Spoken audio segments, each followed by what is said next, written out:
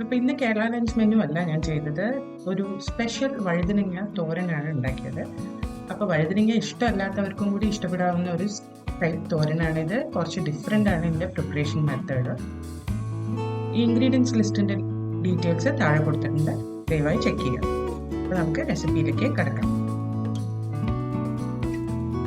ഒരു ചീനച്ചട്ടിയിൽ മീഡിയം ഫ്ലെയിമിലാണ് ഞാൻ വെച്ചിരിക്കുന്നത്. അതിലേക്ക് വഴുതനങ്ങ ഇങ്ങനെ തിക്കായിട്ട് കട്ട് ചെയ്തത് ചേർത്ത് കൊടുക്കാം നമുക്ക്.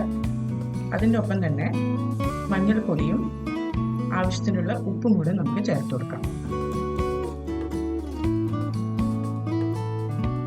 അപ്പോൾ വഴുതനങ്ങ നല്ലോണം കഴുകി വെള്ളത്തിലിട്ട് വെച്ചിരുന്നതായിരുന്നു. അപ്പോൾ ആ ചെറിയ ഈർപ്പം ഉണ്ട്, അതുകൊണ്ട് നമുക്ക് ഇതിൽ വെള്ളം ഒഴിക്കേണ്ട ആവശ്യമില്ല. ഭയങ്കര ഡ്രൈ ആണെങ്കിൽ മാത്രം കുറച്ച് വെള്ളം ഒഴിച്ചിട്ട് ഇത് വേവുന്ന വരെ നമുക്കൊന്ന് കുക്ക് ചെയ്തെടുക്കാം. അധികം വെള്ളം ഒഴിക്കരുത്, കുറച്ച് വെള്ളം ഒഴിച്ചിട്ട് ഒന്ന് കുക്ക് ചെയ്തെടുക്കാം. അടച്ചു വെച്ചിട്ടാണ് ഞാൻ കുക്ക് ചെയ്തത്. അപ്പോൾ അത് കുക്ക് ചെയ്ത് നന്നായി വെന്ത് വരുമ്പോൾ അതിലേക്ക് തേങ്ങയും വെളുത്തുള്ളിയും കൂടെ ചതച്ചത് ചേർത്ത് കൊടുക്കാം.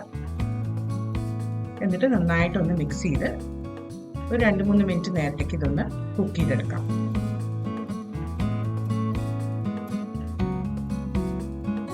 അപ്പോൾ തേങ്ങയൊക്കെ നന്നായിട്ടൊന്ന് കുക്കായി വരട്ടെ. അത് കുക്കായി വരുമ്പോൾ വെളിച്ചെണ്ണയിൽ ഞാൻ കുറച്ച് ഇടിച്ച ചുവന്ന മുളക് ഒന്ന് ഫ്രൈ ചെയ്തെടുത്തിട്ടുണ്ട്. അത് ഇതിൻ്റെ മുകളിലേക്ക് നമുക്ക് ഒഴിച്ചു കൊടുക്കാം. എന്നിട്ട് മിക്സ് ചെയ്തിട്ട് ഒരു 2-3 മിനിറ്റ് നേരം കൂടി ഇത് കുക്ക് ചെയ്താൽ നമ്മുടെ സ്പെഷ്യൽ വഴുതനങ്ങ തോരൻ റെഡിയാണ്. ഇത് കുറച്ച് ഡിഫറെൻ്റ് ആയിട്ടുള്ള ഒരു റെസിപ്പി അല്ലേ, അതുകൊണ്ട് എല്ലാവരും ട്രൈ ചെയ്ത് നോക്കുക. എന്നിട്ട് നിങ്ങളുടെ കമൻസ് അറിയിക്കുക. അപ്പോൾ അടുത്ത പ്രാവശ്യം ഒരു പുതിയ റെസിപ്പിയുമായി വരുന്നവരെ ബൈ.